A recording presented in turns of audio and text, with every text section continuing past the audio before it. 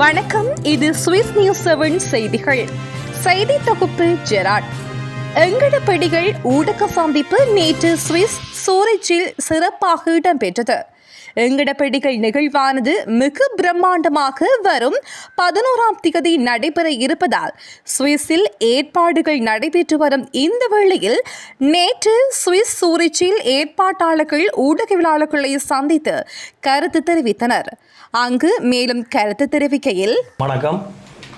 எங்கடப்படிகள் பாகம் 2 ஐரோப்பிய சுற்றுலா. எங்களுடைய இலங்கை நாட்டிலிருந்து எங்களுடைய கலைஞர்கள் எங்கடப்படிகள் என்று சொல்லி எங்களுடைய தமிழ் ஈழக் கலைஞர்களை ஐரோப்பிய மண்ணுக்கு ஒரு பெரு சுற்று ஏற்பாடாக என்னுடைய சிறு முயற்சியை ராப்சிலோன் அணியினர் ஏற்றுக்கொண்டு அதன்படி அவர்களுடைய ஆசை என்று இல்லாமல் எங்களுடைய புலம்பெயர் நாட்டு மக்களுடைய ஆசையை நிமித்தமாக கிட்டத்தட்ட 5 நாடுகளுக்கு மேற்பட்ட நாடுகளை நாங்கள் தெரிவு செய்திருந்தோம். அதில் நோர்வே நாடு முதலாவதாகவும், 2வது நாடு பிரான்ஸையும், 3வது நாடு ஹொலண்டு நாங்கள் ஒரு ஏற்பாடு செய்திருந்தோம். அது தற்காலிகமாக அதில் ஏதோ ஒரு இடைஞ்சல் கூட தவிர்க்கப்பட்டது. அடுத்தது ஜெர்மனியில் முதல் முறையாக பெரு வெற்றியோடு நடந்து இப்போ அது 4வது நாடாக சுவிஸ், அதுவும் கடைசி நாடாக சுவிஸை நாங்கள் வரும் ஏப்ரல் மாதம் 11ஆம் தேதி சனிக்கிழமை 5 மணிக்கு சொலத்தூன் மாநிலத்தில் வளமையாக எல்லாருக்கும் தெரிஞ்ச நாட்டியமயில் மன்றமாகிய பிவேர்னா அரங்கத்தில் மீண்டும் எங்கடப்படிகளை மிக கெனதியான மேடையில் ஏற்றுவதற்கு சுவிஸ் மக்கள் தயாராக இருக்கின்றனர். இதில் சுவிஸ் ஊடக மையத்தினருக்கு எங்களுடைய பெரிய நன்றி கடனை நாங்கள் தெரிவிக்கணும்னு சொன்னால், போன முறையும் எங்களுக்கு அதற்கான ஆதரவை தந்து மக்களிடையே ஒவ்வொரு வீடுகளுக்கும் அதை கொண்டு சென்ற கடமையில் இந்த முறையும் தாங்கள் செய்யணும்னு கேட்டதில் உங்களை நாங்கள் சந்திக்கிறதில் பெரும் மகிழ்ச்சி அடைகிறோம். அந்த வகையில் 2வது வாய்ஸ் நீங்கள் சுவிஸ் மண்ணுக்கு நிகழ்ச்சிக்கு வந்திருக்கிறீர்கள். எப்படி உணர்றீர்கள் இந்த தருணத்தை? முதல்ல தமிழுக்கும் இங்கே வந்திருக்கிற மீடியா நண்பர்கள் மற்றது அனைவருக்கும் வணக்கம். எங்கடப்படிகள் 2.0 ஒரு சுவிட்சர்லாண்டில் நடந்த எங்கடப்படிகள் ஒன்று எங்களுக்கு இன்னும் அதிக வலுவையும் ஒரு நம்பிக்கையும் கொடுத்தது சொல்லலாம். ஏன்னால் இங்கே நடந்த கான்சர்ட்டை பற்றி தான் ஒரு 2 கிழமையாக எல்லா வலைத்தளங்களையுமே பேசுவோர்லாம் மாறிச்சுது. சுவிட்சர்லாந்து நடந்த எங்கடப்படிகள் அது மாதிரி பரிசில். ஸோ அதனால் எங்களுக்கு எங்கடப்படிகள் 2 செய்யணும் என்று நாங்கள் முன்வரைகளில் முதலாக நாங்கள் அணுகினதும் சுவிட்சர்லாண்டில் தான்.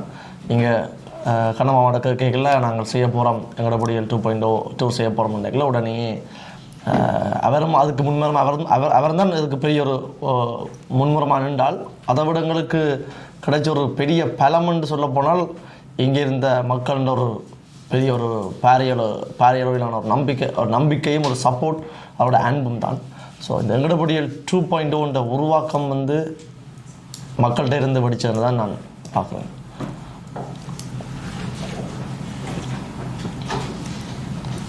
அந்த வகையில் கடந்த பல நாடுகளுக்கு நீங்கள் நிகழ்ச்சி சென்று வந்திருக்கிறீர்கள். புதிய பாடல்கள் பாடுறது, புதிய ஆல்பங்கள் எல்லாம் ரிலீஸ் பண்ண போகிற தகவல் வெளியில் வருது. அது சம்பந்தமாக இந்த ஊடக சந்திப்பில் எதுவும் தெரிவிக்க முடியும்? இப்போ இதுக்கு முன்னம் 3 கான்சர்ட் முடிச்சுட்டு தான் இப்போ சுவிட்சர்லாந்து வந்திருக்கிறோம். இதுக்கு முன்னுக்கு நடந்த 3 கான்சர்ட்லையுமே ஒவ்வொரு நாட்டிலையும் ஒவ்வொரு புது பாடல்கள் லான்ச் பண்ணி கொண்டு வந்த நாங்கள். உண்மையை சொல்ல போனால் எங்கள்கிட்ட புதுசாக இன்னும் பாட்டு இருக்குது. ஆனால் லான்ச் பண்ணுறதுக்கும் கான்சர்ட்டில் பெர்ஃபார்ம் பண்ணுறதுக்குமான அந்த ஸ்பேஸை க்ரியேட் பண்ண இல்லாமல் இருக்குது. என்றால் எங்கள்கிட்ட ஆல்ரெடி இருக்கிற பாடல்களுக்கு தான் அதிக அளவிலான ஒரு ஆதரவும் அதுக்கான ஒரு எல்லாருக்குமான ஆவல் இருக்குது. அதனால் அந்த பாடல்களை தவிர்த்து எங்களுக்கு புது பாடல்களை கொண்டு போடுறதுக்கான நேரம் கொஞ்சம் மட்டும் இருக்கிறதால ஒவ்வொரு கான்சர்ட்லையும் ஒவ்வொரு பாடல்கள் தான் ரிலீஸ் பண்ணிக்கிட்டு வரோம். அப்படி பார்க்கல சுவிட்சர்லாண்டில் நான் நினைக்கிறேன், இங்கே சுவிஸில் நாங்கள் மொத்தமாக ஒரு புதிய பாடல்கள் மொத்தமாக ஒரு 4 பாட்டு பெர்ஃபார்ம் பண்ணுவோம். எங்கடப்படிகள் 1 இல்லாத பாடல்கள் என்று பார்க்க போனீங்கன்னா குறைஞ்சது 6-7 பாடல்கள் புதிய பாடல்கள் தான் வரப்போகுது. இல்லை அந்த வகையில் எங்கட படியில கொண்டாடுற இந்த புலம்பெயர்ந்த தேசத்துக்கும் அல்லது அதுக்கு ஆதரவாக நிற்கிற இந்த வர்த்தக சமூகத்துக்கும் நீங்கள் என்ன சொல்ல விரும்புகிறீங்க? எங்களோட வேண்டுகோளும் ஒன்று தான், எங்களோட நோக்கமும் ஒன்று தான். நாங்கள் வந்து ஆல்ரெடி எங்களோட படியில் கான்சர்ட்லேயே நாங்கள் கனடா சொல்லியிருக்கிறோம். அன்றைக்கு வந்தோடனே நாங்கள் டிஸ்கஸ் பண்ண விஷயம் அதுதான். அப்படின்னா எங்களோட பொடியல்ன்றதை வந்து வர்த்தக சங்கத்தினர் சரி, எங்களோட மக்கள் சரி, எல்லாருமே வந்து வெறுமனே எங்களோட பொடியல் என்று சொன்னாலே வாய்ஸனையோ திசோனையோ அட்விக்கையோ மட்டும் பார்க்காதேங்கோ. எங்களோட பொடியல்ன்றது எல்லாரும் தான். அதாவது எங்களுக்கு முன்னுக்கு இருந்த தலைமுறையில் இருந்த பாடகர்களும் சரி, இதுக்கு பிறகு வர்ற எங்கள்ட பாடகர்களும் சரி, வெறுமனே கலைக்க மட்டுமில்லை, எங்கள்ட நிலம் சார்ந்து எங்கள்ட மண் சார்ந்து இருக்கிற எல்லாரையும் உங்களோட பொடியலாக பாருங்கோ, பார்த்து அவங்களுக்கான ஆதரவை கொடுங்க. என்றால் இந்த ஸ்டேஜ் வந்து வெறுமனே ஒரு தனிப்பட்ட ஒரு எங்கட பொடியல்ன்ற ஒரு பேரை தனியாக ஒரு 3 பேர் கொண்டு போன மாதிரி இருக்கக்கூடாது. இது உங்கள் எல்லாருக்குமான பேர் அடையாளம். ஸோ அதை உருவாக்கி கொடுங்கன்ட்டு நான் வர்த்தக சங்கத்திலையும் மக்கள்கிட்டையும் நான் கேட்டுக்கொள்கிற விஷயம் தான். இந்த தமிழ் ரேப் பண்ணுறது 1980ஆம் ஆண்டு மலேசியாவில் முதல் ஆரம்பிக்கப்பட்டிருக்கு. அது அமெரிக்காவை தழுவி அந்த ரேப் தொடங்கி இருக்கு. அது இலங்கையில் வர்றதுக்கு இல்லை, இலங்கையில் அது பாப்புலர் ஆகிறதுக்கு 1994ஆம் ஆண்டு ஆயிருக்கு அது பாட்டு. அதுக்கு பிறகு இப்போ இந்த இதில் உங்களோட சேர்ந்து சுஜித் அண்ட் பழைய ரேப்பரெல்லாம் பாட போகிறாங்க. அதுக்கு இவியல் கண்ணனையாக்கெல்லாம் ஒழுங்குபடுத்தியிருக்கிறோம். அதை பற்றி என்ன நீங்கள் சொல்கிறீங்க? உண்மையிலேயே பார்க்க போனால் இந்த இப்போ சுஜித் அண்ணா பாடுறது வந்து ஒரு உண்மையிலேயே மகிழ்ச்சியான விஷயம். ஆனால் அவர் பாட வர்றதுக்கான துவக்க பொருள் எப்படி நடந்ததுன்னு சொன்னால் ஒரு விவாதம் ஒன்று ஸ்டார்ட் ஆச்சு. அப்படின்றால் எங்கட பொடியல் என்றால் வருவானே அவங்க 3 பேர் மட்டும்தானா, எங்கட பொடியல் என்றால் எங்களுக்கு முன்னுக்கு இந்த ரேப்பர் சொல்லாமல் இல்லையான்ட்டு இதை விஷயத்தை நாங்கள் எங்கட பொடியல் ஒன் செய்யல. ஒரு வருஷத்துக்கு முன்னாவே நாங்கள் சொல்லிட்டோம், தனியாக எங்களை மட்டும் தண்ட வேண்டாம், புது ஆர்டிஸ்ட்டை கொண்டு வாங்க, எங்களோட ஸ்டேஜில் கொடுங்க வேறு ஆர்டிஸ்ட்டு. நீங்கள் ஒன்றால் நான் இவன் ஆர்கனைசர்ஸை வச்சு தான் சொல்கிறேன், கேட்டு பாருங்க. நான் கேட்குற விஷயம் நாங்கள் பெர்ஃபார்ம் பண்ணுறோம்னா சரிக்கிச்சாமல் அங்கே இருக்கிற ஆர்டிஸ்ட்டுக்கும் ஸ்பேஸ் கொடுங்க, வேறு ஒரு ஆர்டிஸ்ட்டுக்கும் பெர்ஃபார்ம் பண்ணுறதுக்கு விடுங்க. அந்த மேடைன்ற வேல்யூ எங்களுக்கு தெரியும். ஒரு விஷயம் கிடைக்காமல் இங்கே இருந்து தான் நாங்கள் 3 பேர் வந்தோம். அப்போ எங்களுக்கு தெரியும் அதுக்கான கஷ்டமோட உண்டு. ஸோ அதனால் எனக்கு இப்போ சுஜித் அண்ணா சரி, அது மாதிரி எத்தனை ஆர்டிஸ்ட் வந்து ஏறினாலும் அது ஒரு விவாத பொருளாக மாறி அதால் நல்ல விஷயம் நடக்குதுன்னு சொன்னால், அதால் எங்களுக்கான நெகட்டிவான பிம்பங்கள் உருவாகுது என்றால் அதை நாங்கள் இருக்க தயார். ஏன் நான் சொல்கிறேன் என்றால் அதால் இன்னொரு 10 கலைஞர் நல்லா இருப்பாங்க என்றால் நல்ல விஷயம் தானே. ஸோ அப்படி தான் நான் பார்க்கலாம். அவங்களுக்கான அடையாளம் கிடைக்கிறதுக்கான ஒரு மேடையாக இருக்குமா இருந்தால், அதால் எங்களுக்கு ஏதாவது விஷயங்கள் விமர்சனங்கள் வருமா இருந்தால் அந்த விமர்சனங்களை ஏற்றுறதுக்கு நாங்கள் தயார். ஏன்னா நாங்கள் பார்த்த 1000ல் ஒரு விமர்சனமாக இதையும் எடுத்துக்கொள்வோம் நான் யோசிக்கிறேன். அந்த வகையில் இந்த கலைஞர்களை ஊக்குவிக்கிறதுக்கு அவர்களுக்கு ஆன ஏற்பாடுகள் அல்லது நிகழ்ச்சிகளை ஒழுங்குபடுத்துறது குறு போன்ற இளம் தொழிலதிபர்கள் செயற்படுகிறார்கள். நீங்கள் இனி குருவாக்கள் நீங்கள் இப்படியான கலைஞரை ஊக்கப்படுத்த தயாராக இருக்கிறீர்களா? இந்த மாதிரி ஆமாம். என்னென்றால் இதில் முக்கியம் என்னென்றால் அது என்ன பெருந்தன்மைன்னு சொல்லலாம். புலம்பெயர் தேசத்தில் சுஜித், சந்தோஷ் இப்படிக்கான பேர் இருந்திருந்தாலும் இன்றைக்கு வந்து அத்விக், கிஷோன், வாய்ஸனாக்களை ஒவ்வொரு காலத்துக்கும் ஒரு சில பேர் உருவாகினோம். என்ன காலத்துக்கு கலைஞர்கள் காலத்தையே உருவாக்குறவர்களாக இருக்கின்றார்கள். இந்த காலத்தில் வந்து இவர்களை தாண்டி எனது இவர்களுடைய பிம்பம் என்றது இனி காலங்கள்லையும் இருக்கும். ஆனால் இப்போ நாங்கள் அதில் எங்கே ஒரு வித்தியாசத்தை பார்க்குறோம்னா, புலம்பெயர் நாட்டில் வந்து பல வசதிகள் இருக்குது. ஏன்னா இப்போ இங்கே உள்ள இந்த டெக்னிக்கள், இங்கே உள்ள முயற்சி இருந்தால் இந்த நாட்டில் எதையுமே நாங்கள் அடையலாம். அதே நேரத்தில் தாயகம்ன்றது வந்து மிகப்பெரிய ஒரு போரை தாண்டி, மிகப்பெரிய ஒரு பிரச்சனைகளை தாண்டி, அழிவுகள் ரத்தங்களை கடந்து வந்திருக்கிற தேசத்து இவர்கள் மாதிரி விதையக்குள்ளே இங்கே இருக்கிற எங்களுக்கு ஒரு முதுகெலும்பில் புது ரத்தம் பாஜனமாக இருக்கிறால் அவர்கள் வெறுமனவே ஜனநாயகத்தை மட்டும் படிக்கலை. எங்கள்கிட்ட தாயகம், எங்கள்கிட்ட உணர்வு, பார்வதியின் மகன் என்று சொல்லக்குள்ளே இத்தனை பேர் கண்கலங்கி பண்ணுற கூட நாங்கள் யோசிக்கணும். அப்போ நான் என்னென்னு சொல்கிறேன்டா, ஏன் ஈழத்தமிழர்கள்ன்றக்குள்ள அங்கே இருக்கிற எங்கள்கிட்ட தம்பி மேலே அல்லது அண்ணன் மேலோ ஊக்குவிக்கணும்னு யோசிக்கிறவன்டா வந்து அது அங்கே இருந்து எங்களுக்கு ஒரு தடம் ஒன்று கிடைக்குது. நாங்கள் எங்களுக்கு 2050 விட்டு போன தடங்கள் திருப்பி புதுப்பிக்குது. எத்தனையோ விதைகள் போயிருக்குது. அதில் ஒரு விதை வந்து சரியான விதையாக வந்து விதிச்சமாகக்கூடாத இயக்கம் என் போன்றவர்களுக்கு இந்த நாளில் இருக்குது. அப்போ அந்த நேரத்தில் வந்து அங்கே இருந்து ஒன்று வரைக்குள்ள அதுக்காண்டி எல்லாரையும் சொன்னாங்க இந்த பிள்ளைகள் யாருன்றாலும் முன்னுக்கு வரணும், தொழிலில் முன்னுக்கு வரணும், கலையில் முன்னுக்கு வரணும், எங்கே முன்னுக்கு வரணும். அந்த இடத்துல வந்து நாங்கள் எங்களால் முடிஞ்ச விடயங்களை எங்கெந்த அளவுக்கு உட்பட்டு செய்கிறதுக்கு காத்து கொண்டு இருக்கிறோம். அப்போ அதில் இன்றைக்கு என்ன ஒரு வெடித்த நிலத்திலிருந்து ஒரு சீறி வந்த ஒரு புலம்புகளாகத்தான் நாங்கள் பார்க்கணும். உள்ள வரைக்கும் இல்லை இன்றைக்கு இப்போ உதாரணத்துக்கு எனக்கும் இறை நம்பிக்கைக்கும் சரியான அப்பாற்பட்ட ஒரு விஷயம். ஆனால் இன்றைக்கு ஒரு இந்த முருகன் பாட்டு கொண்டு வந்தால் போகிறாங்க, அதை நான் காலில் கொண்டு போகிறோம். அந்த என்ன சொல்லுவாங்க, எது இந்த நேரத்தில் நகர்த்தணும்ன்ற டெக்னிக்காகவே தெரிஞ்சிருக்குது. அதை எல்லாரும் கையாளணும் என்பது கையாளணும். நிச்சயமாக நல்ல முயற்சிகளுக்கு பிறகு நிற்போம். நல்ல எண்ணங்கள் இருக்குது. இப்போ எல்லோரும் கலைகள் இருக்கணும், வளர வேண்டிய கலைகள் சில பேர் இருக்கணும். அதில் வந்து இவர்கள் ஊக்குவிக்கப்பட வேண்டிய சமூக சிந்தனையோட சில பொருட்களோட சில விஷயம் வருதபடியா.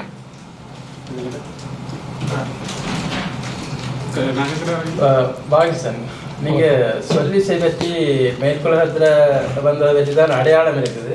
ஆனால் நீங்கள் முன்னொரு சந்தர்ப்பத்தில் அருணகிரிநாதரை நினைவுபடுத்தினீங்க, எப்படி அதை தேடினீங்க? இல்லை, நான் வந்து அதை நான் வந்து ஒரு இன்டர்வியூவில் இந்தியாவில் நினைக்கிறேன், தமிழ்நாட்டில் ஒரு குமுதம் இன்டர்வியூவில் வந்து நான் கேட்கல, நான் இதை சொல்லிட்டேன். இது எல்லாருமே நினச்சி கொண்டு வந்தவ வாய்ஸன் தான் முதல்ல சொல்லியிருக்குது போல் அருணகிரிநாதரை. எனக்கு எனவே அப்படி தான் காய்ச்சுவேன், தம்பி நீ என்னடா அருணகிரிநாதர் ரப்பர்னு சொல்லி போட்டேன், நாங்கள் எங்களுக்கெல்லாம் பிரமிப்பாக போச்சுதோட விட இது உலகம் நாங்கள் யோசிக்கலையே இந்த விஷயத்தை. எனக்கு தமிழ்நாட்டில் இமிக்ரேஷன் ஆஃபீஸர் கூட உடம்பி கை தந்து எப்பா நீ தானே இந்த அருணகிரிநாதர் ரப்பர்னு சொன்னியன்ட்டு.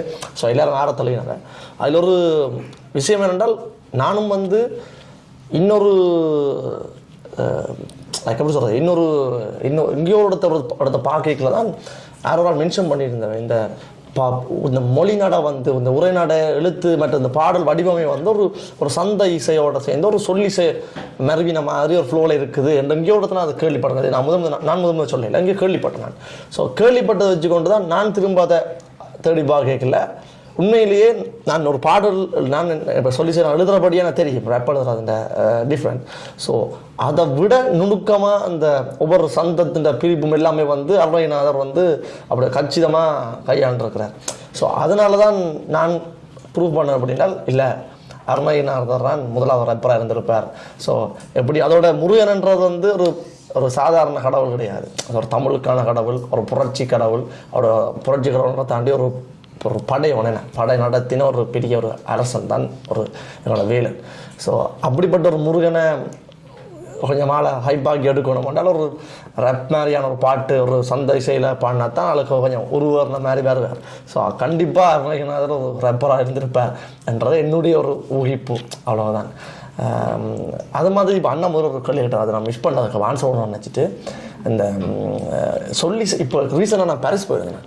பாரிஸ் போயிட்டு ஒரு கடையில் மஞ்சள் ரெஸ்டாரண்ட்டில் சாப்பிடுவோன்ற கேட்கல திடீரென்று ஒரு அண்ணன் வந்திருந்தவர். அப்போ முதல் நான் வளமையாக ஒரு வந்து என்னோட கதைச்சிட்டு போகிற ஆள் மாதிரியே ஓகே கதைச்சாச்சு, அதை கடந்து அடுத்த விஷயத்துக்கு போவோம்னு வலிக்கிறதுக்குள்ள அவர் கதைக்க ஸ்டார்ட் பண்ணிக்கல அவர் கதைக்கிற வசனமே ஒரு மாதிரி பாட்டு மாதிரி எனக்கு தோண அப்படிக்கிட்டது.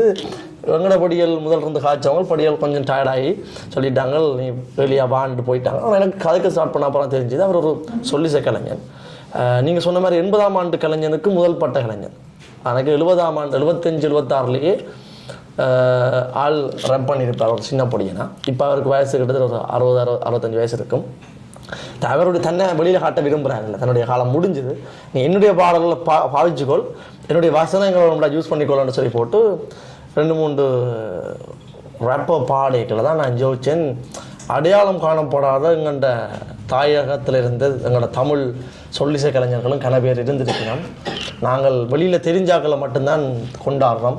ஸோ அதனால் இந்த எங்கட பொடியல்ன்றது வந்து வெறுமனே ஒரு கான்சர்ட் மட்டுமே ஒரு புரட்சி என்று நான் இந்த விஷயத்தை பார்க்குறேன். நான் நினைக்கிறேன் உங்களோட அப்பா அருள் பரன் ராசையா. அப்படி ராசையா வந்து என்னுடைய அப்பப்பா, அவர் இப்போ இறைவனோடு சேர்ந்துட்டார். ஸோ அப்பப்பா சொல்லி இல்லை, ஒரு ஒரு ஒரு ஒரு விருட்சம் உருவாகணும் என்றால் அதுக்கு விதை வேணும், விதை மட்டும் இருந்தால் காணாது, அதுக்கு நீர் வேணும், மொழி வேணும், ஸோ அதுக்கான ஊடகங்கள் வேணும். ஸோ அப்படி ஒரு விஷயத்தில் எங்களுடைய ராசையான்றவர் வந்து ஒரு விதைக்கு வளர்கிறதுக்கு தேவையான ஒரு நீர் மாதிரி. ஸோ அதனால தான் நான் ராசையான்ற பேரை எங்களோட ஃபேமிலி எல்லாருமே கூட வச்சுருவேன். எங்களுக்கு சொல்கிற இலக்கியங்கள்லேருந்து நான் சில பாடல்களில் இருக்கிற வசனங்கள் கூட அவர்கிட்ட இருந்து அவர் சொல்கிற பாடல்கள் இருந்து கேட்டு வச்சுருந்த 2-3 விஷயங்களை நான் பாட்டு எழுதியிருக்கிறேன். அதோட என்னுடைய அப்பாண்ட பேரை என்னுடைய மகன் யூஸ் பண்ணுறது எனக்கு பெருமை. என் அப்பாண்ட பேரை எந்த பொடியன்னு சொல்கிறான்ன்றது. ஸோ என்னுடைய அப்பாவுக்கு வந்து நான் சேர்க்குற பெருமை எப்படி என்றால் என் அப்பாவை பெற்றாண்ட பேரை என் பேரில் அடமொழியாக வச்சுக்கிறதுன்னு நான் நினைக்கிறேன். ஸோ நல்லது.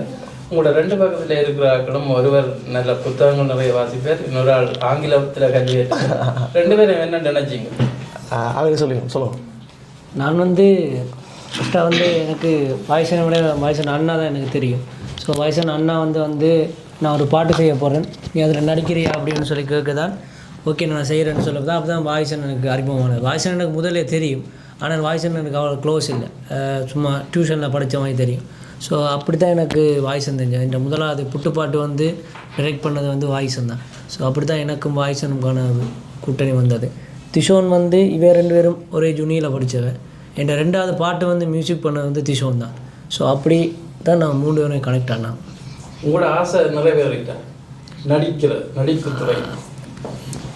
அதுக்கான முயற்சி தான் ஈடுபட்டு கொண்டிருக்கிறேன். அது கூடிய சீக்கிரம் நிறைவேறும் என்று நான் நம்புகிறேன். நீங்கள் கதாநாயகனாக வருவீங்கன்னு நாங்கள் எதிர்பார்த்து நாங்கள் என்ன நடந்தோம்? நானும் அதான் சொன்னானே, அந்த கடவுள் வந்து கொடுத்தால் கூரையை பிச்சு கொண்டு கொடுப்பார், கொடுக்காட்டி ஒன்று கொடுக்க மாட்டார்ன்ற ஒரு டயலாக் இருக்குது. ஸோ எனக்கு வந்து உண்மையிலேயே கதாநாயகன் ஆகிறதுல முதல் எந்த உடன்பாடும் இல்லை. எனக்கு அது அந்த என்னோடய ஹீரோ ஆகிற மென்டாலிட்டியும் எனக்கு இருக்கையில். ஆனால் எனக்கு திரைக்கதைகள் வரையக்கில்ல என் சார்ந்த கதைகளாக இருந்தது, மியூசிக் சார்ந்து வாய்ஸனுக்கு எழுதின கதைகள் அந்த மாதிரி இருந்தது. ஸோ அதனால் ஓமெண்ட் சொன்னேன் நான். ஆனால் எனக்கு என்ன பிரச்சனைனா, நான் இந்த ஐரோப்பா சுற்றுப்பயணம் 2 ஸ்டார்ட் பண்ணோன்னே என்னோடய ஷூட் எல்லாம் வந்து அப்படியே ஸ்டார்ட் பண்ணது எல்லாமே அப்படி போஸ்ட் பண்ணிப்பட்டுருக்குது. ஸோ அதனால் இப்போ ஒரு மொத்தமாக 4 படம் ஹீரோ சைன் பண்ணியிருக்கிறேன். ஸோ அது ரிலீஸ் பண்ணுறதுக்கு கொஞ்சம் டைம் எடுக்கும். அவர் நானும் வந்து எப்படி யோசிக்கிறேன்னா, கொஞ்சம் டைம் எடுத்தால் என்னையும் இன்னும் வலுப்படுத்தேன். அட்விகா நான் வந்து ஆக்டிங்குக்கண்டே ஃபுல்லாக தன்னை ப்ரிப்பேர் பண்ணி வச்சுருவாள். ஸோ அவருக்கு சடனாக ஒரு விஷயத்தை பண்ணணுமெண்டா, ஹீரோ பண்ணணுமென்றால் ஆள் சிம்பிளாக பண்ணிட்டு போயிடுவார். பட் நான் வந்து வாய்ஸனை ஒரு 10 கான்சர்ட்டில் பாட சொன்னீங்கன்றால் கண்டினியூவாக பாடுவேன். பட் ஆக்டிங்கிறது எனக்கு புதுசு தான். ஸோ அதை பற்றி நானும் கொஞ்சம் லேர்ன் பண்ணி கொண்டிருக்கிறேன். எனக்கு தெரிஞ்சு இந்த வருட முடிவுக்குள்ளே ஒரு படம் ரிலீஸ் ஆகும்னு நம்புகிறேன். கிளிநொச்சியில் நின்று ஒரு மேடையில் அங்கே வீரம் கொப்பளிக்குமா போல ஒரு பாட்டு வந்தது, மக்கள் ஆரவாரித்தார்கள். அப்போ அந்த நேரமும் கூட மனநிலையில் பட்டது. நான் இது என்னோடய கான்சர்ட்லேயே சொன்னேன், கட்டாயம் கான்சர்ட்லேயே பற்றி கதைப்பேன். கிளிநொச்சி மண்ணில் வந்து உண்மையாக சொல்ல போனால் இந்த ஊடக சந்திப்பில் ஒரு விஷயத்தை சொல்கிறேன், பொதுப்படவே. அதாவது எங்கள்கிட்ட இருக்கிற ஒரு மிகப்பெரிய எங்களோட தமிழ் மக்கள் எல்லாருமே சிலாக சொல்கிறவ தமிழாக்களில் வந்து ஒற்றுமை இல்லை என்ற விஷயம் சொல்கிறவன். எனக்கு தெரிஞ்ச வரைக்கும் எங்களோட தமிழாக்கள் தான் எல்லாரையும் விட ஒற்றுமையான ஆக்கள் என்று நான் பார்க்குறேன். அதோட தாண்டி அதுக்குள்ள பிரிவினை வர்றதுக்கான காரணம் எல்லா இடமுமே ஒரு சில கரைகள் இருக்குதுங்க. அந்த கரையில் நாங்கள் தட்டி விட வேண்டியது தான் எங்கள்கிட்ட மெயினான விஷயம். அது எல்லா இதுக்குள்ளேயும் இருக்கும். எல்லாரோட ஒப்படைக்கலையும் எனக்கு தெரிஞ்சு தமிழாக்கள் நாங்கள் ஒற்றுமையான ஆக்கள் தான் நான் பார்க்குறேன். எங்களோட தேசத்தில் இருந்து ஒரு சில அந்த எப்படி சொல்கிறது, இந்த குட்டையை குழப்புற மாதிரி ஒரு சில ஆக்கள் வந்து ஏதாவது விஷயங்கள் மாறி மாறி கதைப்பினோம். அதில் எனக்கு இப்போ ரீசெண்டாக வந்து அந்த பிரதேசவாதம் சம்மந்தமான விஷயங்கள் இருக்குது. யாழ்ப்பாணம், கிளிநொச்சி, மட்டக்களப்பு, மன்னர், வவுனியா, நாங்கள் வன்னி அப்படி இப்படின்னு இந்த ஒரு பிரதேசவாதம் சம்மந்தமாக இங்கே இருந்து பெரியாள், நான் பெரியாள் நிற்பேன். எனக்கு என்ன சொல்கிறேன் என்றால், எங்கள்கிட்ட இருக்கிற பெரிய ஒரு ஆயுதமும் எங்கள்கிட்ட இருக்கிற பெரிய பலமுமே நாங்கள் எல்லாரும் வந்து தமிழால் ஒன்றிணைஞ்சு நிற்கிறது தான். ஸோ வேறு மொழி பிரதேசத்தில் இருக்கிறோம்ன்றதை வச்சுக்கொண்டு ஒரு ஆளை தாழ்த்தி ஒரு ஆளை உயர்த்தி கதைக்கிறது. ஸோ அந்த விஷயம் எல்லாம் வந்து எங்கண்ட பார்வையில் அப்படி கதைக்கிறாங்களே நாங்கள் ஒரு மதிப்பை கொடுக்க மாட்டோம். அப்படி ஒரு மென்டாலிட்டியில் தான் நாங்கள் இருக்கிறோம், எந்த பெரிய ஆளாக இருந்தாலும். அதனால் எங்களை கிளிநொச்சியில் நீங்கள் கேட்ட கேள்விக்கு நான் சொல்கிறேன் அப்படின்னா, கிளிநொச்சி மண்ணில் 2 நாளைக்கு முன்னே தான் அனௌன்ஸ் பண்ணுறாங்க எங்களோட பொடியில் வாராங்கள்ண்டு. கிட்டத்தட்ட 3000-4000 பொடிகள் அந்த க்ரௌடில் ஒரு கான்சர்ட். வெறுமனே ஒரு மெல்லிய ஒரு நூல் கயிற்றுக்கு மறைப்போட நின்ற படிகள் ஃபுல்லாக ஒரு மெல்லிய நூல் கயிறை பிக்காமல் நின்ற படியெல்லாம் அவ்வளோ பேர் நின்று பார்த்துருந்தாங்க. நான் ஒரு வார்த்தை இந்த வன்னிக்கா வெறிப்புலி பாட்டு ஒன்று பாட முன்னா ஒரு வார்த்தை சொன்னான், எங்களோட படியில் விடுங்க அவங்க நிற்கட்டுமான்ட்டு சொல்லி அடுத்த செகண்ட் அவ்வளோ பிச்சு தறி போட்டு முன்னுக்கு வந்தவங்க. ஸோ நான் சொல்லினதுக்கு பிறகு தான் அவங்க மூவ் பண்ணவங்க. ஆனால் யூடியூப் தரத்தில் எப்படி எழுதினவங்க என்றால், கிளிநொச்சியில் வந்து போலீஸார் குவிப்பு படியெல்லாம் குழப்பம் அப்படின்னு சொல்லி. உண்மையிலேயே அவங்க குழப்பம் இல்லை, அவங்க அண்ணன் மாதிரி வந்திருக்கிறாங்க யாழ்ப்பாணத்துல இருந்து எங்கட பொடியில் வந்திருக்கிறாங்க எங்கட பொடியில் பார்க்க வந்திருக்கிறோம்ன்ற இந்த ஒரு ஒரு ஒரு அவாவில் ஒரு சந்தோஷத்தில் எங்களை ஆரத்தளவுறதுக்காண்டி ஓடி வந்துட்டாங்க. ஸோ அப்படி ஒரு சம்பவம் நடந்தது.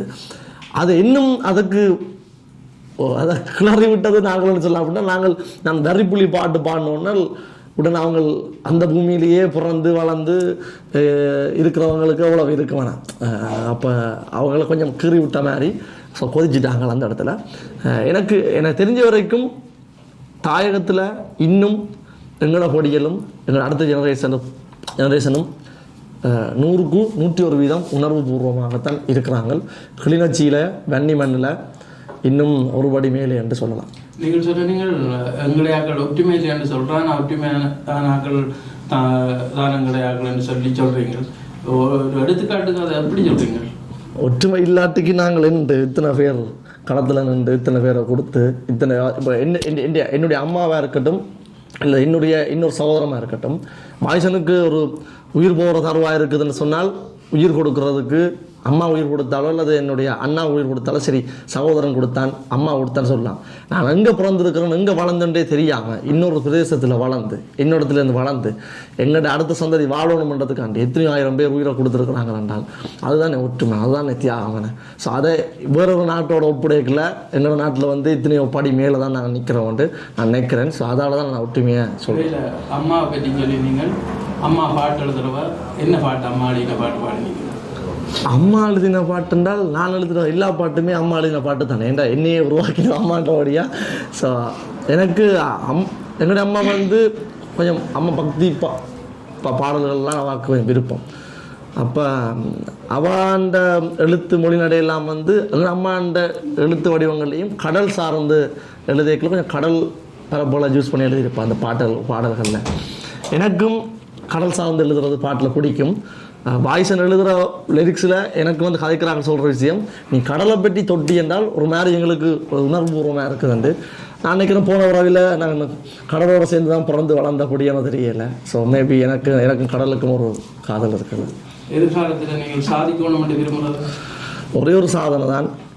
எங்கட படிக்கிற முறையில் எல்லாரும் ஒற்றுமையாக இப்போ இருக்க ஆர்டிஸ்ட் எல்லாரும் சேர்ந்து ஒரு பிரம்மாண்டத்தை இப்போ இப்படி எங்கட படிக்கிற கான்செர்ட் என்றால் ஒரு ஆட்டம் காட்டுவாங்கன்னு சொல்லி நம்பி இவ்வளோ பேர் வர்றீங்களோ, அதை எதிர்காலத்தில் எல்லா ஆர்டிஸ்ட்டும் நின்று ஒற்றுமையாக வாய்ஸ் நாக்கள் வர்ற கான்செர்ட்டில் நாங்கள் பாட மாட்டோம் அல்லது அவையில் பாடுற கான்செர்ட்டில் நாங்கள் பாட மாட்டோம் அடிபடாமல் எங்களுக்கு எல்லாரும் ஒன்று தான், யாரும் பெர்ஃபார்ம் பண்ணலாம். எங்களுக்கு இது ஒரு களமாக தான் பார்க்குறோம். ஸோ அதனால் நாங்கள் இப்போ வாய்ஸன் வளர்ந்துட்டாங்க, இவங்க பெரிய ஆக்கள் ஆகிட்டாங்க, எங்களை மதிக்கமான அப்படியும் கிடையாது. நாங்கள் சின்ன கீழே இருக்கிறோம், எங்களோட பெரிய ஆக்கள் போக பண்ணு எங்களுக்கு பயமன்ட்டு அப்படியும் கிடையாது. இந்த தளம் எல்லாருக்குமானது. உரிமையோடு எடுத்து கேளுங்கோ, எங்களோட இவென்ட்ஸ் ஆக்கள்கிட்ட கேளுங்கோ. அப்படி யாரும் தலைமுறை தர மறுத்தா நேரடியாக எனக்கு எழுதலாம். வாய்ஸனில் எனக்கு கான்செர்ட் உங்களோட பெர்ஃபார்ம் பண்ண எனக்கு முடியலை பண்ண போகிறேன்ட்டு அதுக்கான வாய்ப்பை நானே உருவாக்கி தருவேன். எங்கள்கிட்ட ட்ரீம்ன்ட்டு சொன்னால் ஒரு எங்கள்கிட்ட நோக்கமும் எங்கள்ட ஆசையும் எங்களுக்கான ஏதாவது விஷயங்கள் அடையாளங்களை உருவாக்கி கொண்டிருக்கணும், அடுத்த சந்ததிக்கு எங்களோட விஷயங்கள் போய் சேரணும்ன்றதான். ஸோ அதான் எங்களோட நோக்கம், அதான் எங்களோட கனவு. என்னவர்கள் என்னென்றால் போராட்டம் படம் தொடர்பான ஆடியோ உங்களோட இந்த நிகழ்ச்சியில் வெளியிட காத்திருக்குதா? சொந்தமாக இதுவும் இந்த சந்திப்பில் தவறு தெரிவிக்க முடியும். போராட்டம் ஈழத்தில் உருவாக்கி கொண்டிருக்கிற படம். இந்த படத்தில் நான் பாட்டு எழுதியிருக்கிறேன். முதல் ஒரு பாடலில் ஒரு சின்ன சொல்லினால் இப்போ ஒரு முழு பாடல் எழுதியிருக்கிறேன், பாடியிருக்கிறேன். அந்த பாடல் சுவிஸில் தான் லான்ச் பண்ண பயணம் நினைக்கிறேன் படத்தில் பாடலே. போராட்டம் ஐபிசி ப்ரொடக்ஷனால் திரு கந்தையா பாஸ்கரனால் உருவாக்கப்பட்டு ரீகன் கதாநாயகன் நடித்து பூவன் அவர்கள் இசையமைத்து அதில் தம்பி வாய்ஸனுடைய தன்னுடைய குரலால் ஒரு முழு நில பாடல் வர்ற எங்கட பொடியல் மேடையில் முதலாக ஒரு ஐரோப்பிய நாட்டில் எங்களுடைய நாட்டில் உருவாக்கப்பட்டிருக்கிற படத்தை நாங்கள் ஒரு இசைப்பேழையாக வெளியிடாமல் ஒரு இசைப்பேழையில் வார ஒரு பாடலை எங்களோட மேடையில் நாங்கள் வெளியிடுறோம். இவருக்கு 2 நாளைக்கு முதல் தான் அந்த தகவலும் தெரியும். என்னன்னு சொன்னால் திரு கந்தையா பாஸ்கரன் எங்களோடும் எங்களுடைய இளைஞர்களுடைய கலைப்பயணத்திலையும் பெரிய பங்காற்றி கொண்டிருக்கார். அவரை என்னுடைய வேண்டுதலுக்காக இந்த மேடையில் அந்த பாடல் நாங்கள் கட்டாயம் வந்து வெளியிட எனக்கு விருப்பம் நீங்கள் தருவீங்கன்ற கேட்ட பொழுது அதை ஒரு ப்ரொடக்ஷன் கம்பெனி உரிமையாளர் இல்லாமல் நட்பின் ரீதியாகவும் அதே நேரத்தில் புலம்பெயர் நாடுகளுக்கு வந்து அந்த பாடல் வந்து சேரணும். அதுவும் தம்பின்ற பாட்டு வந்து அந்த மேடையில் வந்து கனதியா அந்த மேடை இன்னும் ஒரு புதிய பாடலை இவர்கள் இப்போ கடந்த பரிசில் நடந்த நிகழ்ச்சியிலையும் ஒரு பாடல் வெளியிட்டிருக்கேன். இப்போ வர்ற எங்கட நிகழ்ச்சியில் ஒரு புதிய பாடலை வெளியிடணும்னு சொல்லி எங்களுடைய ஆசையின் நிமித்தமாக அந்த பாடலை எங்கள்கிட்ட தந்திக்கினேன். அதை மிக பிரமாண்டமாக அந்த அந்த நிகழ்வில் ஒதுக்கி அந்த பாடலை வெளியிடுறதுக்கு தயாராக இருக்கிறோம்.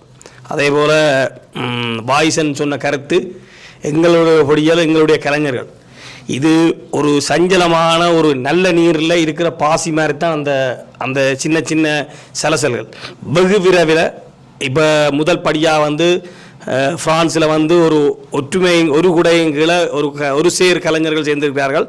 வெகு விரைவில் எங்களால் முடியாட்டியும் ஏதோ ஒரு ரீதியில் எங்களுடைய பங்களிப்போட ஈழக்கலைஞர்கள் ஒற்றுமையான ஒரு மேடையில் கட்டாயம் வந்து எங்களுடைய மக்களுக்கான தங்களுடைய கலைப்பயணங்களை மிக சிறப்பாகணும். ஏன்னா நான் எல்லா கலைஞர்களோடையும் தொடர்புபட்டிருக்கேன். அதில் பேர் குறிப்பிட தேவையில்லை. கிட்டத்தட்ட உலகளாவ ரீதியில் மக்கள் மனதில் குடியிருக்கிற எக்கச்சக்கமான கலைஞர்களோடு நான் தொடர்பில் இருக்கிறபடியாக அவர்கள் எல்லாருமே ஒரு குடையில் ஒரு ஒரு ஒரு இன்றைக்கு ஒரு நாளைக்கு இப்போ இது 2வது தடவை நாங்கள் எங்களுடைய முயற்சியாக இந்த நிகழ்வு நடத்துகிறோம். 5 வருடத்துக்கு இடையில் கிட்டத்தட்ட 50 வெற்றி கலைஞர்கள் மேடையில் இருக்கிற ஒரு காலம் வந்து சேரும். அது ஒரு தருமை அங்கே ஒரு சின்ன சின்ன சலசலப்புகள் மனஸ்தாபங்கள் இருக்கும். அதெல்லாம் கலந்தறியப்பட்டு அந்த மேடை வந்து நாங்கள் அமைச்சு அந்த இடத்துல வந்து மக்களுக்கு முன்னால் கொண்டு வந்து அவையில் நிறுத்துறது எங்களுடைய பெரிய ஒரு கடமையாக அதை பயன்படுத்தி வெகு சீக்கிரம் அதை கொண்டுருவோம். இந்திய பெரிய கலைஞர்கள் என்று சொல்லி நாங்கள் இங்கே கொண்டு வந்து எத்தனையோ பெரிய முதலீடுகளை கொண்டு வந்து ஏற்கனவே அவர்கள் பிரபலமானவர்களை கொண்டு வந்து பிரபலமாக்க வேண்டிய அவசியம் எங்களுடைய நிறுவனங்களுக்கு தேவையில்லாத நிலையில் எங்களுடைய கலைஞர்களுக்கான அடுத்த கட்ட பெரிய நிகழ்வுகளை ஏற்பாடுகள் நடந்து கொண்டிருக்கிறது. அது வரும் வருடம் அது ஒரு கட்டத்துக்கு தாண்டி போகணும் பொழுது ஒரு 5 வருடங்களில் நீங்கள் உங்களுடைய பத்திரிகையாளர் கேட்ட மாதிரி அவலா கலைஞர்கள் ஒரு குடையின் கீழே வர்ற காலம் வந்தே சேரும். சரி, நான் இந்த முதலாம் கேள்வியாக கேட்கறதுக்கு ஏனென்றால் விஜயந்தன், பார்வதி சிவாதம் அம்மா, மற்றது கோகுல நாக்கள், சுகுமாரன் நாக்கள் எல்லாம் இருக்கணும். அவையிலையும் இணைச்சு ஒரு பரந்துபட்ட ஒரு கலந்த ஒரு நிகழ்வாக இருந்திருக்குமா இருந்தால் மேலும் சிறப்பாக இருந்திருக்கும். அதுக்கு நிகழ்வு ஏற்பாட்டாளர்கள் அடுத்த முறை நீங்கள் ஒரு நிகழ்வு செய்ய அது சாத்தியப்படுமா? நிச்சயமாக நீங்கள் கேட்ட கலைஞர்களில் வந்து முக்கியமாக ஜெயா சுகுமாரன் அவர் சுயினமாக காரணமாக தன்னுடைய இசைப்பயணத்தை தொடராத நிலையில் இருக்கிறார். கந்தபுஜேந்தன் இந்த போன வருடம் வருவதாக இருந்தார், வர முடியவில்லை. அதே நேரத்தில் பார்வதி சிவாவுடைய நிலைமை எல்லாருக்கும் தெரியும். இந்த பெருங்கலைஞர்கள் எங்களுடைய மண்ணின் பெருங்கலைஞர்கள் போற்றப்பட வேண்டியவர்கள், பெருமைப்பட வேண்டியவர்கள், அவர்களை நாங்கள் கொண்டு வர வேண்டிய. ஆனால் அவருடைய வயது மூப்பு காரணமாக இந்த நாட்டுக்கு நாங்கள் இறக்கலாம் இருக்குது. ஆனால் அதை போல அதை தழுவிய எத்தனையோ இப்போ நீங்கள் பேர் குறிப்பிட்ட மாதிரி உதாரணத்துக்கு கடந்த கிழமை ஒரு சமூக வலைத்தளங்களில் பிரபலமான காங்கிரஸ் துறை பிரபலமாக கொண்டு ஒரு ஒரு ஒரு காத்தான் கூத்து பாடகர் ராசன் அவரை கூட நான் தொடர்பு கொண்டு கேட்டிருந்தேன். அடுத்த வருடம் உங்களை கோகுலன் மூலமாக இலங்கையின் வடக்கு மாகாணத்தின் கலைஞர்களுடைய சங்கத்தலைவர் தம்பி கோகுலன் சாந்தனன் எங்களுடைய தேசப்பாளர் சாந்தனனோட மகனன் போன முறை வந்திருந்தார். இந்த முறை அவர் வர்ற 6ஆம் மாதம் அவருக்கான நிகழ்வு, அதனால் அவர் வரையிலாம் இருந்தது. அவர் ஊடாக நாங்கள் அவரை கேட்கும்போது கட்டாயம் நிச்சயமாக அப்படி நாங்கள் தேடி இப்போ தானே சமூக வலைத்தளங்கள் வடிவாக எங்களுக்கு அடையாளம் தர்றதுக்கு ஒவ்வொரு மூக்குமுடல்லையும் வந்திருக்கிற கலைஞர்கள் அடையாளம் தர ராசனன்னாவை நான் நேரடியாகவே அண்ணன் வார வருஷம் உங்களுக்கான இந்த கோணமாமலை எங்கள் பெருந்தலைவன் அந்த பாட்டை வந்து நீங்கள் எங்கட மேடையில் பாடணும்னு சொல்லி அவரும் பெரும் மகிழ்வோடு வந்து அதை சொல்லியிருக்கிறார். தான் கட்டாயம் அவர் ஒரு அண்ணாவியார். அந்த அண்ணாவியாரை கூட நாங்கள் தேடி கொண்டு வந்து இந்த புலம்பெயர் நாடுகளுக்கு கொண்டதற்கான முயற்சியில் கட்டாயமாக வெற்றிகரமாக செய்தே முடிப்போம். அதில் முயற்சி இல்லை, வெற்றிகரமாக செய்து முடிப்போம். ராசனா போல எத்தனையோ இலைமறைகாயாக வந்து வடக்கு மாகாணத்திலேயோ கிழக்கு மாகாணத்திலேயோ எங்களுடைய தமிழ் பிரதேசங்களில் இருக்கிற கலைஞர்களை கொண்டு வர ஏற்பாடுகளையும் அதே நேரத்தில் வெற்றிகரமாக செய்து முடிப்போன்ற நம்பிக்கை இந்த நேரத்தில் உங்களுக்கு சொல்கிறேன். மற்றது நிகழ்வு ஏற்பாட்டாளர் உங்களோட பக்தர்கிட்ட ஒரு கேள்வி இருக்கு. என்னென்றால் இப்போ கலை ரீதியாக ஆக்களை கூப்பிடல ஆக்கள் வரைக்கும் பார்க்கணும். இலக்கியம் சார்ந்த எங்களோட இலக்கிய படைப்பாளிகளை கூப்பிட்டு சந்திச்சு அவைகளை முன்னேற்றத்துக்கு ஏதாவது திட்டம் இருக்காங்க? இப்போ உதாரணத்துக்கு வெட்டி செல்வியா, வாசுமுருகவேல், அகரமுதல்வன் ரெண்டு எங்கள்கிட்ட ஒரு பெரும் காத்திரமான இலக்கிய இந்த முன்னுக்கு இருக்கிற சயந்தன் இல்லை, அது ஒரு பெரிய எனக்கு ஒரு பெரிய ஆதங்கமாகவே இருக்குது. ஏன்னா அவங்க வரலாறு எழுதி கொண்டு இருக்கிறாங்க, நல்ல காத்திரமான படைப்பு இருக்கிறாங்க. எங்கள்கிட்ட ஒரு பெரிய ஒரு கூரை ஒன்று இப்போ உருவாகி இருக்குது. அதுக்குள்ளால அவைகளை எடுத்து நீங்கள் ஏதாவது ஒரு நிகழ்ச்சியோ இல்லாட்டி ஒரு சந்திப்போ இல்லாட்டி அவைகளை ஊக்கப்படுத்துகிற மாதிரியான எங்கள்கிட்ட ஒரு பொறிமுறை இல்லை. அப்படி ஏதாவது இருக்குதா? நிச்சயமாக நாங்கள் மீண்டு வர வேண்டிய இனம் அல்ல, தாண்டு போயிருக்கிற இனம். இந்த இனத்தின் இலக்கியங்கள் கட்டாயம் வந்து இலக்கணமாக பதியப்பட வேண்டிய ஒன்று. இதுக்கு நீங்கள் பார்த்தீங்கன்னு சொன்னால் ஒவ்வொரு பெரும் வல்லரசுகள் வந்து அவர்களுடைய வர்த்தக பொருளாதார மேம்பாட்டு மூலமாகத்தான் அவர்களுடைய அடையாளங்களை உலகளாவிய ரீதியில் காட்டிக் கொண்டிருக்கிறார்கள். தற்போது நடந்து கொண்டிருக்கிற வர்த்தக பொருளாதார யுத்தத்தையும் நீங்கள் அடையாளம் பார்த்தீங்கன்னா உங்களுக்கு தெரியும். இதே போல் இப்போ நீங்கள் சொல்கிற மாதிரி இலக்கியம் இல்லை, எங்களுக்கு தேவையான எந்த பதிவுகளாக இருக்கட்டும், ஒரு தெருக்கூத்தாக இருக்கட்டும், அந்த பதிவுகள் பதியப்பட வேண்டியவை. அவைகள் மூலமாகத்தான் எங்களுடைய வடுக்களும் வலுக்களும் நாங்கள் வெளியே கொண்ட காலங்கள் இருந்தது. கடந்த 32 வருடங்களாக எங்களுடைய தேச போராட்டத்திலே இலக்கியமாக இருக்கட்டும், தெருக்கூத்தாக இருக்கட்டும், இல்லாட்டி கவிதைகளாக இருக்கட்டும், பாடல்களாக இருக்கட்டும், இவை அனைத்துமே எங்களுடைய எங்களுடைய இருமாப்பை தூக்கி முன்னிறுத்திய ஒரு விஷயத்தை வர்த்தகர்கள் என்று நாங்கள் சொல்ல போனான்னு சொன்னால், இது வர்த்தக ரீதியாக நான் ஒரு புத்தக வாசிப்பாளனாக இலக்கியத்தான் இருக்கிறேன். எனவே வந்து நீங்கள் அதற்கான சகல இப்போ உதாரணத்துக்கு நான் தம்பி வாய்ஸனை தேடுற மாதிரி இல்லாட்டி கரணன்னையோ இல்லாட்டி சயந்தன்னையோ இல்லை இணுவையூர் மயூரனையோ இல்லாட்டி அண்ணன் மூத்த பத்திரிகையாளர் கனகரவி அண்ணையோ இல்லாட்டி வேதா அண்ணையோ எங்களை தொடர்பு கொண்டு இங்கே யாருமே உங்களுக்கு மறுப்பு சொல்வதற்கு எவருமே இல்லை. எல்லாருமே எங்களுக்கு தேவையானதை நாங்கள் செய்கிறதுக்கு தயாராகத்தான் இருக்கிறோம். அதாவது எங்களுக்கும் எங்களுடைய இனத்தின் விடுதலைக்கும் எங்களுடைய இனத்தின் இனப்பரம்பலுக்கும் பொருளாதார கட்டமைப்புகளுக்கும் செய்வதற்கு வர்த்தக ரீதியாக இருக்கட்டும் சகல விதிமுறையிலையும் நாங்கள் உங்களுக்கு கை கொடுக்கறதுக்கு நாங்கள் தயாராக தான் இருக்கிறோம். நன்றி. நான் இப்போ வாய்ஸ் கிட்ட வரேன். நீங்கள் கடலை பற்றி சொல்லுங்க நெகிழ்ந்து சொன்னீங்கள். கடலுக்கும் எங்களுக்கு ஒரு பெரிய தொடர்பு இருக்குது. நம்ம கடல் வணிகத்தோட எங்களோட வெள்ளக்கார உள்ளுக வர முதல் நாங்கள் கடல் வணிகத்தோடு சம்பந்தப்பட்டார்கள். கடல் இல்லையண்டா தமிழீழம் இல்லை. என்றைக்கு கடல் கையை விட்டு போச்சோ அன்றைக்கு தமிழீழம் இல்லாமல் போயிட்டு. நீங்கள் புலம்பெயர் தேசத்தில் இருக்கிற 2ஆம் தலைமுறை 3ஆம் தலைமுறையும் மிக இலகுவாக போய் சென்று அடைகிறீங்கள். இப்போ எந்த பிள்ளைகள் 8 வயசு 10 வயசு 2 பேரும் நான் வரப்போகிறோம் 2 விட அப்படியே வந்திருக்கணும். நான் நினைக்கிறேன் கூட வலியவழியில் பார்த்த இதில் எங்களோட வீடு குறைஞ்சது ஒரு 250 தடவை பார்த்துருக்கணும். அந்த பாட்டு எல்லா பாட்டையும் குறைஞ்ச. அப்போ எங்களோட அமைப்பு எங்களோட அரசு நிறைய நல்ல திட்டங்களை வச்சிருந்தது. நீங்களே அப்படியான நல்ல திட்டங்களை உங்களோட வரிகள் ஊடாக இந்த 2ஆம் தலைமுறையில் தான் கொண்டு போகக்கூடாது. உதாரணத்துக்கு தாலிரண்டு ஒரு அமைப்பு இருந்தது, குருகுலம் மண்டை இருந்தது. இது மாதிரி நிறைய விஷயங்கள் இருந்தது. அதை உங்களோட வரிகள் ஊடாக ஒரு அரசியல் மயப்படுத்துகிற மாதிரி அந்த கொண்டு போகிற நோக்கம் சிந்தனை இருக்கா?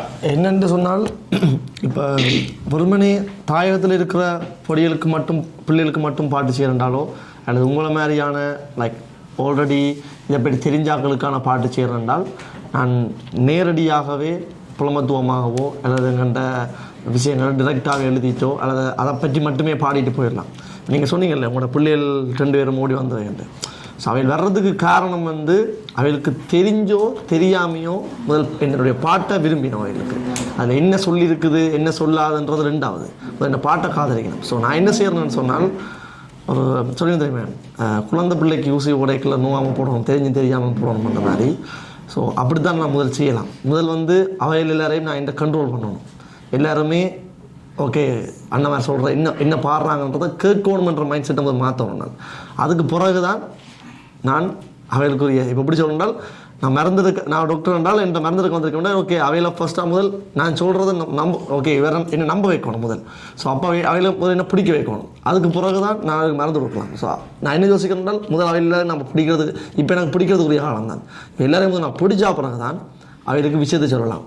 எடுத்த வச்சுக்க நான் விஷயத்தை சொல்லணும்னு வலிக்கிட்டேன் என்றால் ஒன்றுமே நடக்காது. என்ன வாய்ஸ் சொல்ல வரதுன்னு தெரியாது, என்ன நடக்க போகணுன்னு தெரியாது. ஸோ அப்படி இருந்தும் நான் என்னுடைய பாடலுக்கு உலகம் நினைக்கிறேன். மறைமுகமாக கணக்கு விஷயங்களை கொண்டு வந்துருக்கிறேன். நீங்கள் சொன்ன மாதிரியான விஷயங்கள் அதை விட கணக்கு விஷயங்கள் நான் யோசிச்சு வச்சுருக்கிறேன். அதான் சொன்னேன், மறுபடியும் பாட்டு பாடுற மட்டும் நோக்கம் இல்லை.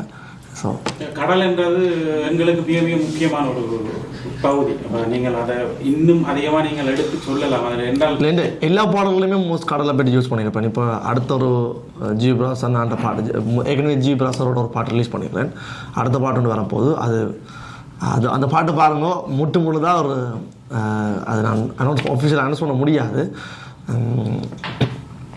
கடல் சார்ந்த ஒரு 100 விதமான பாட்டாக இருக்கும். அப்படியே எங்கள்கிட்ட தாயகத்தில் இருக்கிற ஒவ்வொரு தளபதி வீரர்களை நினைவு கூறுற மாதிரி தான் அந்த பாட்டே இருக்கும். அப்படியே வேறொரு மைண்ட் செட்டில் இருக்கிறேன்.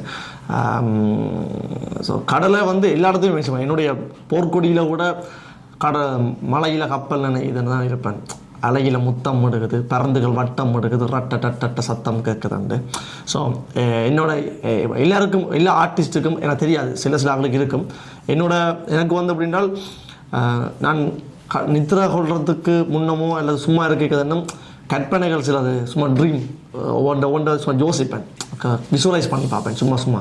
ஸோ விஷுவலைஸ் பண்ணிக்கல தான் ஒரு பெரிய ஒரு முடிவில்லாத ஒரு கடலில் ஒரு கப்பல் ஒன்று நிற்குது.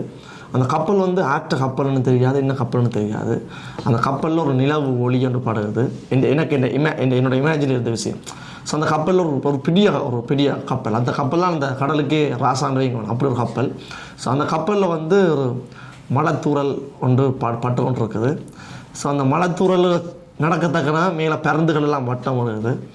ஸோ வட்டம் விட்டு டட்டு சத்தம் கேட்குது. ஸோ இது அப்படியே இன்னொரு வருஷத்தில் நீங்கள் பார்த்துக்கிட்டால் நான் மலைத்தூரல்ன்றது என்ன மலை என்று விளங்கம் நினைக்கிறேன், பறந்துகள் என்னது சொல்கிறேன்னு விளங்கம் நினைக்கிறேன். ஸோ அந்த கப்பலை ஆக்கிரமிக்கிறதுக்காண்டி நிற்கிற மாதிரி. ஸோ எனக்கு என்னோடய இமேஜினேஷன் எல்லாமே கூட கடல் வச்சுக்கொண்டு தான் நான் இமேஜின் பண்ணுறேன். ஸோ அதெல்லாம் எனக்கு கற்பனையில் ஒரு விஷயம் தோணும், அது அப்படியே பாட்டு வடிவமாக எழுதுறேன். ஸோ கண்டிப்பாக கடல் சார்ந்த விஷயங்கள் கட்டாயம். இப்போ கடல் சார்ந்த எழுதுங்கிற பழைய விஷயங்கள் இப்போ பண்டார அரியாத்தியை பற்றியெல்லாம் நீங்கள் கொண்டு வரணும்ன்றது எங்களோட நோக்கம். அடுத்தது இந்த பயணம் போதுமானதா இல்லை நீங்கள் இன்னும் உங்களோட உயரம் இல்லாட்டி நீங்கள் இலக்கு அடைஞ்சிட்டு நினைக்கிறீங்களா? இல்லை, என்ன விஷயம்னு சொன்னால் என்ன எனக்கு இதில் என்ன இதுன்ற எண்ட் பாயிண்ட்ன்றது தெரியாது.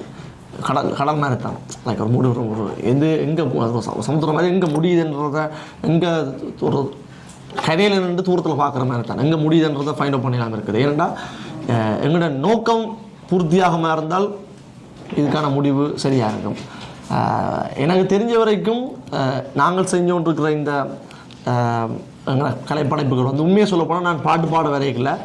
நாங்கள் 3 பேரும் எந்த ஒரு பாரதூரமான பெரிய நோக்கங்களோட வரையில் இருக்குல்ல. நான் அது ஓப்பனாகவே சொல்லியிருக்கேன் இதில். என்றால் நான் வந்ததுலேருந்து இதைத்தான் பண்ண போகிறேன், அதாவது லைக் நாங்கள் எங்கள்கிட்ட தாயகம் பற்றி மட்டும்தான் பாட போகிறேன்ட்டோ அப்படியான நோக்கத்திலாம் வரையில்லை. உண்மையாக சொல்ல போனால் நான் முதலாக தமிழ் என்ற விஷயத்தில் பாடணும், எங்களோட செந்தமிழில் பாடணுன்றது மட்டும்தான் தாக்கல் இருந்த வழியே. எங்களோட நீளம் எங்களோட தாயகம்ன்றது தாக்கல் இருக்கையில் எங்களோட சனம் எங்களை நம்ப துவங்கிச்சுது. எங்களோட பொடியில் வாராங்க, ஏதோ சம்திங் எங்களோட நாட்டுக்காகவோ ஏதோ பண்ணுறாங்க, தங்களோட கலை வடிவத்தில் சொல்ல போகிறாங்க என்ற ஒரு நம்பிக்கையை எங்களுக்கு மக்கள் தான் எங்கள்கிட்ட கையில் கொடுத்து உண்மையாக சொல்ல போனால். அதுக்கு பிறகு தான் எனக்கு தோணிச்சுது, எங்களோட எழுத்து வடிவத்தில் எழுத்தால் தான் புரட்சிகள் நடந்திருக்குதுன்னு தெரிஞ்சுது. அதுக்கு பிறகு தான் யோசிச்சேன். அதே மாதிரி கூத்துக்களாலேயும் பாட்டுக்களாலேயும் தான் பல வேற புரட்சிகளே படிச்சிருக்குது. அதுதான் பல பேரை உள்ளுக்கும் கொண்டிருக்குது. அப்போ தான் தெரிஞ்சுது, இது AK-47 பொல்லாத ஆயுதம் தூக்கி வச்சுக்கிற பேனி என்ற ஆயுதம்ன்றது தெரிஞ்சுது. அதுக்கு பிறகு தான் நான் எழுத ஸ்டார்ட் பண்ணேன்.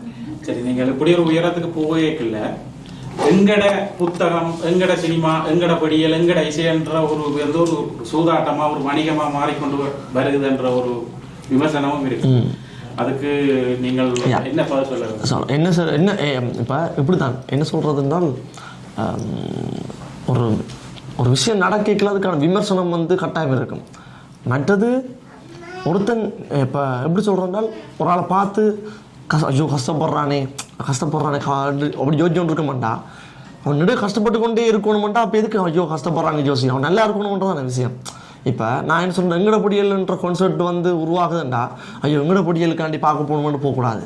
எங்கட பொடியல் செய்கிறாங்க கான்செப்ட்ன்றது மாதிரி மாறணும் என்றதான் எங்களோட நோக்கம். ஆரம்பாலத்தில் ஐயோ எங்கட பொடியில் சப்போர்ட் பண்ணணுமென்று போனோம். அது மாறி எங்கட படியில் வேறு கான்சர்ட்ல என்று கூப்பிட்டு கொண்டு வர்ற மாதிரியான பிம்பத்தை மாற்றணும்ன்றாங்க நோக்கம். ஒழிய வணிக ரீதியாகவோ பண ரீதியாகவோ அதிகம் உழைக்கணுமெண்டா நான் பயோமெடிக்கல் சயின்ஸ் படித்தேன். நான் நான் மெடிக்கல் ஃபீல்டில் போயிட்டு உழைச்சிட்டு வடிவாஸ் கையில் உழைச்சி கொண்டு வடிவா அம்மா அப்பாவோட சந்தோஷமாக வீட்டோடய இருக்கலாம். அட்விகனாக்கும் வந்து அவருக்கான ஃபெசிலிட்டி அவர் வேலை செஞ்ச இடத்துல நல்லா தான் வேலை செஞ்சு வந்தவர், நல்ல காசு எல்லாமே வந்துட்டு இருந்தது. அவர் அதை விட்டுட்டு தான் வந்திருந்த ஃபீல்டுக்குள்ள. திசோன் சாஃப்ட்வேர் இன்ஜினியரிங் படித்தவன், அது மாதிரி ஓனா மியூசிக் ஸ்டூடியோ வச்சுருக்கிறார், எல்லாம் செய்கிறார். ஸோ எங்களுக்கு தனிப்பட்ட ரீதியாக எங்களை வளர்க்கணும்னு நாங்கள் யோசிச்சிருந்தோம்னு சொன்னால் இதுக்குள்ளே வந்திருக்க மாட்டோம். நான் உங்களுக்கு ஒரு உதாரணம் சொல்கிறேன். நீங்கள் எல்லோரும் உங்களோட வீட்டில் இருக்க ஒரு படியை நான் யோசிச்சு பாருங்க. நான் ஒரு கதை சொல்கிறேன். எல்லோரும் ஒரு வருஷப்புறம் பண்ணிட்டு ஒரு நியூ இயர், இன்றைக்கு நாளைக்கு விடிஞ்சால் உங்களுக்கு எல்லாருக்கும் ஒரு நியூ இயர் சரியும். இதோ 12 மணி, உங்களோட படியனுக்கு வயசு 18 வயசு 19 வயசு சரியா. உங்களோட படியோட 2 படிகள் இருக்கிறாங்க. நியூ இயர் அண்டு இன்றைக்கு நியூ இயர் பிறக்க கேட்கல எல்லா பிள்ளைகளோட மனசுலேயும் என்ன இருக்கும்? உங்களோட மனசில் நாளைக்கு நியூ இயர் பிறக்க போகுது, இன்றைக்கு 12 மணி எப்படி இருப்பீங்க? என்ன நினைப்பீங்க? உங்களோட மனசில் என்ன இருக்கும்? நீங்கள் சொல்லுங்கள். உங்களை கேட்குறேன். எல்லாத்த மனசுலையுமே 12 மணி என்ன நாளைக்கு இந்த வருஷத்துலேருந்து சும்மா செழிப்பாக இருக்கணும், சந்தோஷமாக இருக்கணும் என்ன யோசிப்பீங்க. அப்படியான ஒரு நாள் எல்லாரும் பட்டாசு கொளுத்தி கொண்டாடி கொண்டிருக்கீங்க. 3 படிகள் மலையில் நினைஞ்சு கொண்டு ரோட்டில் கை கட்டி கொண்டு நிற்கிறாங்க சரியா. என்ன ரீசனுக்காண்டினா திரும்ப யாழ்ப்பாணத்துக்கு போகிறதுக்கு கையில் காசு இல்லை. வீட்டை அடித்து கேட்டால் அம்மா காசு அனுப்புவா அல்லது காசு கேட்கலாம். ஆனால் நாங்கள் இந்த துறைக்கு வந்துட்டோம், எல்லாத்தையும் விட்டுட்டு நாங்கள் இதுக்குள்ளே சாதிச்சு காட்டுறோம்ண்டு. ஸோ வீட்டு அம்மாட்ட எடுத்து காசு கேட்டேன்டா என் அம்மா வந்து யோசிப்பா இந்த பிள்ளை இதுக்கு விட்டுட்டனே நாளைக்கு என்னென்று பண்ணுறதுக்கு சவை பண்ணுவான்னு யோசிப்பான்றதால காசு இருக்க பயத்தில் 3 பேரும் எல்லாரும் பட்டாசு கொளுத்தி அங்கே பாடின ஆர்டிஸ்ட் கூட ஹோட்டலில் இருந்து வடிவாக ஜொலி பண்ணி ஃப்ரெண்ட்ஸோட பார்ட்டி பண்ணி கொண்டு கேட்கல. நாங்கள் 3 பேரும் ரோட்டில் நின்றுறாங்க மழை நினைஞ்சு கொண்டு விளங்க. ஸோ அப்படியான ஒரு அதுக்கு பிறகு ஒரு பல கிலோமீட்டர் நடந்து போய் அந்த காசு கொண்டது நின்று அது கிடைக்கல திரும்ப ரிட்டன் வந்து ஸோ அப்படியே நடந்தது. ஸோ எங்களுக்கு பின்னுக்கு இருந்த வேலைகளும் பிரச்சனைகளையும் வந்து எல்லாத்தையும் நாங்கள் சொல்லி கொண்டும் இருக்க இயலாது. ஏன்னு சொன்னால் அதெல்லாம் பண்ணாட்டிக்கு வெற்றி கிடைக்காது. ஸோ அதெல்லாம் பண்ணியே ஆகணும். நான் இந்த எங்கட போட்டிகள் என்ற விஷயம் அல்லது தாயகம்ன்றது வந்து ஒரு வியாபார பொருளாகவோ இல்லை வர்த்தகர்களுக்கான பொருளாகவோ நான் பார்க்கல. ஏன் நான் சொல்கிறேன் என்றால் எங்கட பொடியல் கான்சர்ட்டுக்கு வர்ற காசு, எங்கட பொடியல் கான்சர்ட்டுக்கு போடுற காசுன்றது வந்து உண்மையாக சொல்ல போனீங்கன்னா ப்ராஃபிட்ன்றது வந்து காசு வருமானம்ன்றதை தாண்டி அதில் போடுற முதல்கள் தான் அதிகம். அதோட கனடாவில் வந்து உங்களுக்கு தெரியும் நினைக்கிறேன் ஒரு தமிழ் கம்யூனிட்டி சென்டர் கட்டுறதுக்கு எங்கட பொடியல் கான்சர்ட்லேருந்து வந்த காசு எடுத்து யூஸ் பண்ணுவேன். அதே மாதிரி எங்கட பொடியல் கான்சர்ட்டில் நடக்கிற எல்லாம் நடக்கிற கான்சர்ட்டில் வர்ற பணங்கள் வந்து ஈழத்துக்கு தான் போய் சேருது.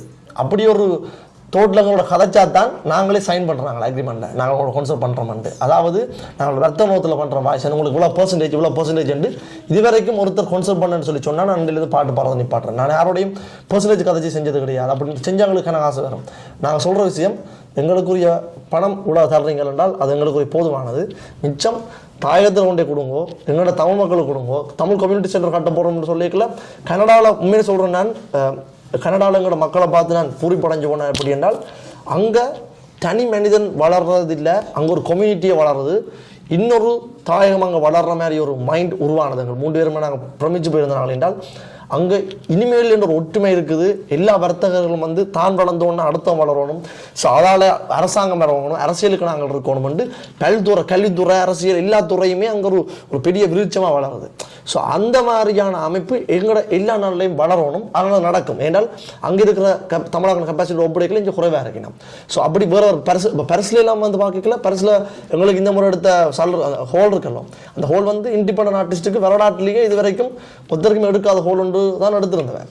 ஸோ எனக்கு கனவே தமிழ்நாடு எழுதியிருந்த கேட்டவன் ஏன்னா இவ்வளோ பிரம்மாண்டமாக செய்கிற அளவுக்கு ரெவன்யூ திரும்ப வருதான்னு கேட்டால் செய்கிற வர்த்தகர்களுக்கு வந்து அது நோக்கம் இல்லை. எங்களோட பொடியில் நாங்கள் வளர்த்து விட மட்டும் தான் நோக்கம். அதோடு நான் நோர்வேலேருந்து 2 பொடியில் வேற சொன்னான் எங்கள் கான்சர்ட்டுக்கு. நான் உடனே கேட்குறேன், நான் கான்சர்ட்டுக்கு எங்களோட பொடியில் கான்சர்ட் பண்ணுறோம் வெறுமனே நாங்கள் பண்ணல. என்ன நோர்வேயில் தமிழாக்கள் குறைவு, அந்த பொடிகளுக்குரிய அடையாளம் கிடைக்குது இல்லை.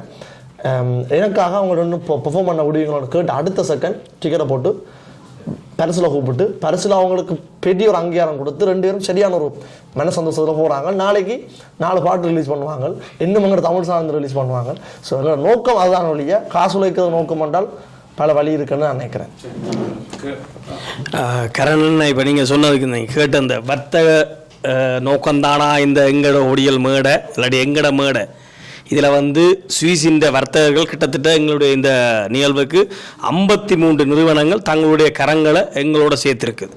இதில் அவைக்கு எந்த ஆதாய பொருட்களும் இல்லை. இல்லாட்டி இதை நாங்கள் செய்கிற இந்த ப்ரொடக்ஷன் கம்பெனியாக இருக்கட்டும், இல்லாட்டி இதுக்கான உழைக்கிற எந்த மனிதர்களுக்குமே ஆதாயமற்று தான் நாங்கள் வேலை செய்ய வேண்டிய கடப்பாட்டில் இருக்கிறோம்னு சொன்னால் உங்களுக்கு எல்லாருக்குமே தெரியும். இதில் எல்லாருமே நீங்கள் பார்ப்பீங்க, மண்டபத்தில் எல்லாருமே இதில் நிகழ்வுகளை செய்தாக்கலாம். நீங்கள் கரணையாக இருக்கட்டும், எல்லாருமே நிகழ்வு முக்கியமாக வந்து இந்த வர்த்தகர்கள் இந்த நிகழ்வுகளை செய்யும்போது எந்த காலத்திலையுமே வியாபார லாப நோக்கமற்ற நிலையில தான் எல்லா நாடுகள்லையும், சுவிஸில் இந்த சுவிஸில் வந்து கிட்டத்தட்ட வந்து எங்கள்கிட்ட வந்து என்னோட நேரடியாக தொலைபேசி எடுத்து என்னோட விதண்டாவதப்பட்டாக்கள் கூட இருக்கிறேன். எங்களோட நிறுவனங்கள் உங்களுக்கு பங்களிக்கிறதுக்கு தயாராக இருக்கிறேன், நீங்கள் எங்களை தொடர்பு பண்ணலைன்னு சொல்லி. அதனால் வந்து இந்த கேள்வி வந்து நானும் ஒரு ப்ரொடக்ஷன் கம்பெனியாக வந்து இதை மறுதளிக்கிறேன்னு சொன்னால் நிச்சயமாக வந்து இப்படியான நிகழ்வுகள் ஒரு காலமே லாப நோக்கத்தோடு நடக்காது. இன்னும் அவர்கள் முதலீடுகளை போட்டு பெருமையான மேடைகளை தயார்படுத்துறதுக்கு சுவிஸ் வர்த்தகர்களாக இருக்கட்டும், ஐரோப்பிய வர்த்தகர்களாக, உலக தமிழ் வர்த்தகர்கள் தயாராக தான் இருக்கிறேன். நிச்சயமாக. நன்றி.